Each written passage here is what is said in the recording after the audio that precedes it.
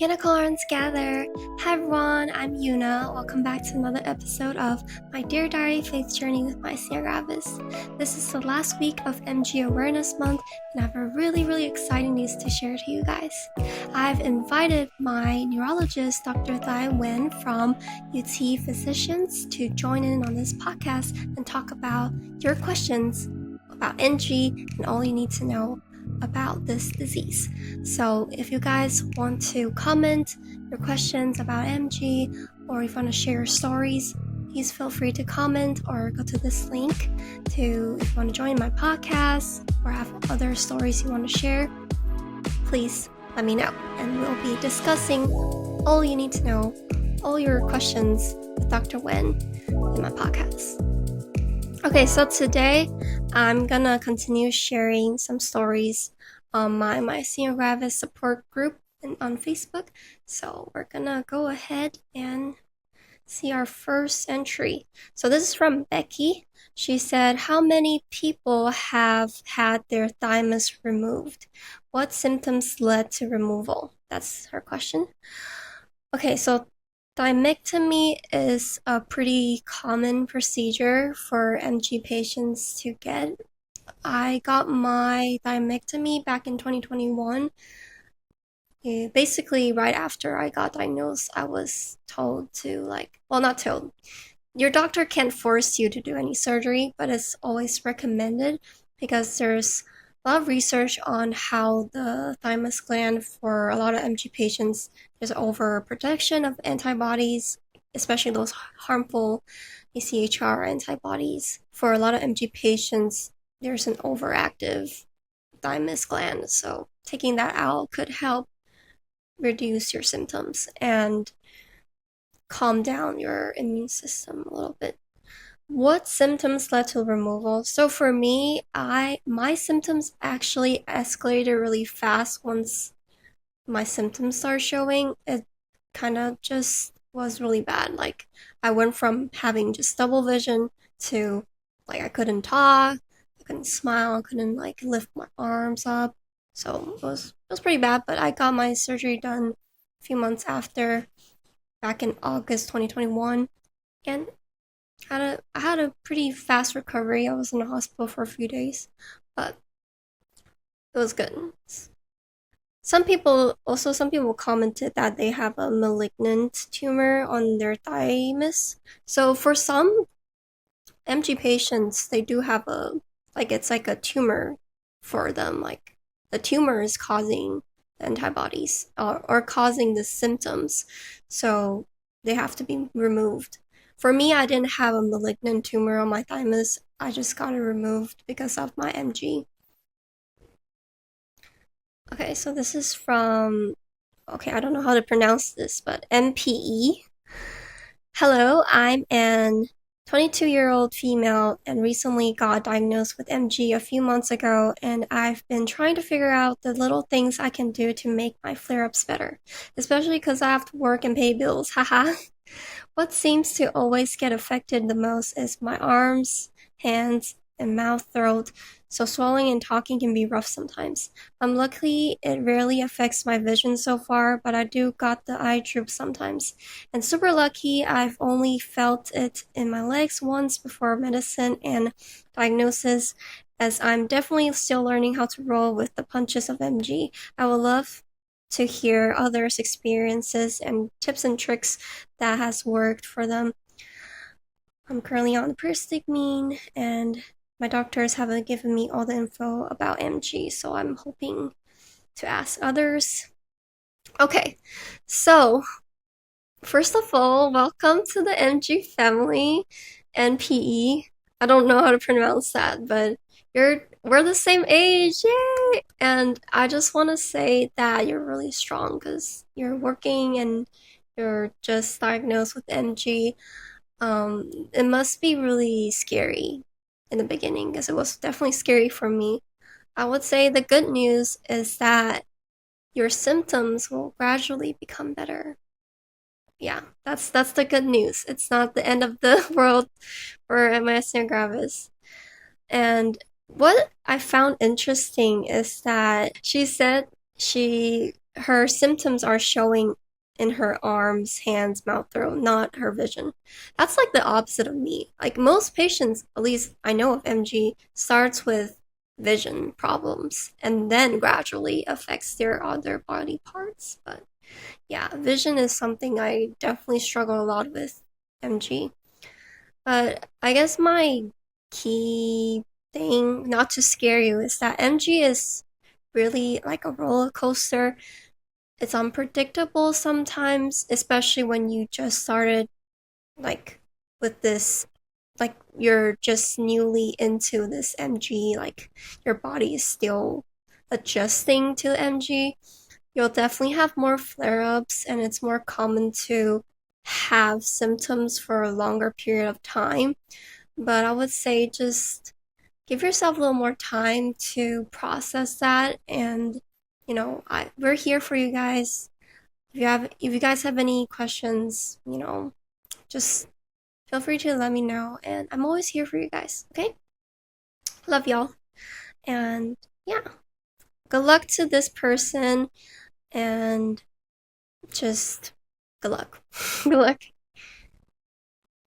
Okay, I saw this post from Jeffrey Elliott, and I just thought it was so funny.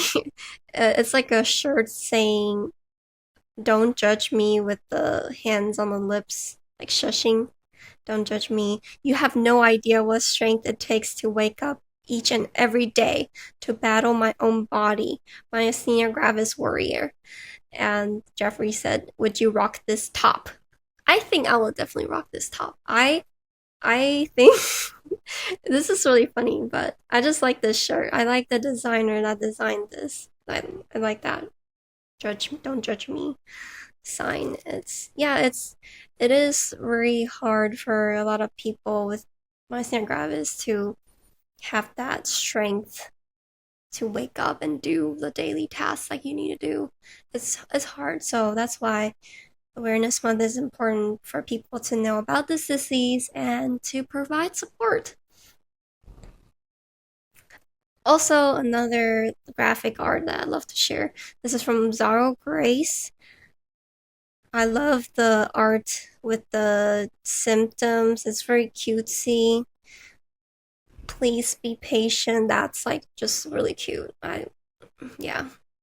Fatigue is not laziness. That's very true. Sometimes for me, I've been feeling better, but there's definitely days where I felt like I'm restricted in what I can do because of MG. But it happens. It happens. Okay, so another story from Joanne. She said, "I am just diagnosed with MG at age 69. My neurologist has recommended starting CellCept. My symptoms are arm, hand, and leg weakness. I have noticed I move very slowly. It's not a problem since I am retired. My husband has to do all the carrying and lifting around the house and yard, but I do what I can in the yard. My plan is to revisit my doctor in 3 months and decide about starting medications. I will be gathering all info I can. Please offer your experience in starting medicines." Okay, another diagnosed patient. Welcome to this family, Joanne. And I noticed that you said you're 69 and retired. That's a good news because I'm 22 and I need to start working soon. And it's scary when you have MG, and this world is not really nice to people that are disabled. And especially if you have a rare disease like MG, people are like, "What? You have what? You have what do you say?" How do you say that? And it's hard to explain the symptoms and talk about it.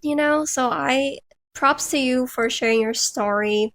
And I know you said that your husband is doing most of the work, but you still try. And that's the important thing, is that you still try as best as you can. I think for a lot of MG patients, um, sometimes we're just really hard on ourselves, but just know that if you have physical limitations, listen to your body and don't feel like you're a burden to others, okay? Like, be your best advocate for yourself. That's my best advice. And for your starting medications question about that, I would say just listen to your neurologist, because for MG, everyone's a little different. And for this because you're newly diagnosed, again, your flare-ups are more unpredictable and your body's still adjusting to it. I would say just like keep a diary and just make sure to keep track of your symptoms and how you feel in the morning, and then usually in the evening you'll feel worse. Just take breaks. So that's my advice. Listen to your doctor. Okay, my last post I want to share is this beautiful poem that Anastasia has written, and I just love this post. It's all about God's grace, so I want to share it to you guys as I end this.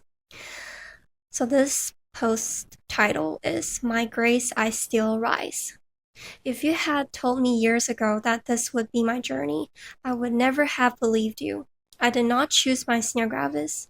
I did not choose the hospital visits, the fear, the uncertainty, the medications, the debt, the loneliness. But somewhere along the way, I learned something important. Life does not always ask us what battles we want to fight. Sometimes it simply asks us to keep going. Today, I still live with myasthenia gravis. The fatigue has not completely disappeared. Some days are harder than others, some limitations remain. But I'm no longer waiting for my life to begin when the disease ends. I have learned to live around it. I have learned to celebrate small victories. I smile despite the fatigue. I laugh despite the struggle. I hope despite the uncertainty. And I refuse to allow this condition to define the whole of who I am. For years, I worried about what illness had taken from me. Today, I choose to focus on what it gave me: a deeper faith, a softer heart, greater compassion, a stronger voice. I am no longer afraid to speak my mind, no longer afraid to share my story, no longer ashamed of the scars this journey has left behind. Because every scar tells a story of survival. And every difficult chapter reminds me that I am still here. My faith has been tested, but it also has been strengthened. There were moments when I felt abandoned. Yet, looking back, I can see God's hand in every season, in every hospital room, in every tear, in every prayer whispered through exhaustion, in every sunrise that followed a difficult night. My journey is not a story of perfect healing. It is a story of enduring grace, a story of falling and rising, a story of weakness met by strength, a story of God's faithfulness. And if my story encourages even one person to keep fighting, keep believing, and keep hoping, then every word has been worth sharing. Final reflection. Strength grows in moments when you think you cannot go on, but you keep going anyway. Isaiah 40:31. But those who hope in the Lord will renew their strength. They will soar on wings like eagles. And this is her final blessing. May God strengthen every weary heart. May He comfort those facing illness, loss, fear, or uncertainty. May He provide where there is lack, bring peace where there is anxiety, and hope where there is despair. And may you never forget, your story is not over. Your struggles do not define you. Your scars do not diminish your worth. And by the grace of God, you can still rise. By grace, I still rise. Myasthenia Gravis Warrior. I love this post. I just love how I think everyone with MG can resonate with this post. I know this from 2 Corinthians. My grace works best in weakness, and I think it's very true. When I got diagnosed with MG, I was always questioning God, like, why me? Why am I getting this? I don't deserve this. I learned to surrender. I guess it's the best lesson that this disease has taught me. When you want to gain strength, God doesn't just magically give you muscles. He gives you trials and challenges for you to exercise and use your faith and power to strengthen you. Like that's just something I've learned through this. And when you want to be brave, God gives you the chance, the opportunity to be brave and speak up for yourself. God is the one that gives you the opportunity to choose between, do I want to stay quiet? Do I want to stay hateful? Do I want to stay pessimistic?